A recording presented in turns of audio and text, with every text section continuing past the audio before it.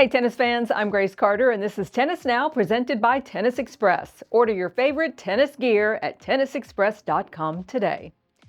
After only 2 seasons, Netflix has officially canceled Breakpoint, a TV series many hoped would boost the popularity of tennis. So what went wrong and why did Breakpoint fizzle when other sports documentaries have sizzled? Drive to Survive, the show that was about F1 racing, is in its 6th season, still going strong. Full Swing, the series about golf, is also still going strong in its 2nd season.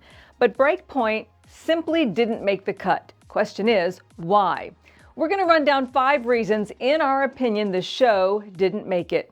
First, many thought featuring Alexander Zverev as a hero in the 4th episode of the 2nd season was a mistake. The tour attempted a mop-up of Zverev's image, choosing to focus on his comeback from injury rather than the domestic abuse allegations that continue to shadow him. A lot of fans jumped ship after that episode, saying it felt a little too much like a PR ploy and that painting Daniil Medvedev as a villain in that same episode just wasn't a great move. Next, the players the series focused on just didn't move the needle. Tennis is a star-driven sport, and when the biggest names are missing, it's just not going to cut it. No Nadal, no Serena, no Djokovic, no Alcaraz, no Sinner. We got some Iga in the 1st season, but her appearance ended in frustration when her psychologist received hate from fans for being a little too bossy about Iga's haircut, which I have to admit was a little weird. And ultimately, Swiatek herself didn't come off great, and she says some things were misinterpreted. And after her episode aired, she got some hate.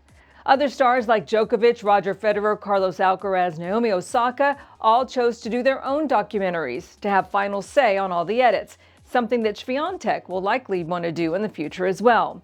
And no offense to Nick Kyrgios, Aryna Sabalenka, and others, their stories are compelling, and we found their episodes interesting, but we still felt that the lack of true star power left a hole in the show. Third on our list of reasons why the show failed, the live tennis that Breakpoint highlighted seemed a little canned, with commentary voiceovers that were obviously scripted. That should have been and could have been better. Now, this was a complaint emphasized by Norway's Casper Ruud, who recently told reporters that he did not enjoy the experience of being on Breakpoint. He says he actually watched with the guys who made it, and no offense to them, but he really wasn't that impressed. We think another big reason the show didn't connect is because it was a year behind. The series was basically old news. By the time each season released, the content was obsolete. Not a lot of drama in that. Now, we all know who won the big titles, and we think the drama needed to be explored in a more nuanced way. And finally, the whole thing felt a little too promotional. The 1st season covered the 2022 tennis season, and yet there was no mention of Novak Djokovic's Australian Open controversy. It was the biggest story in tennis that year, and not a word. And then devoting an entire episode to some fabricated notion of a Netflix curse felt a bit like a promotion within a promotion. Newsflash, only 2 players win titles at every major, so what, everybody else is cursed? That doesn't really fly.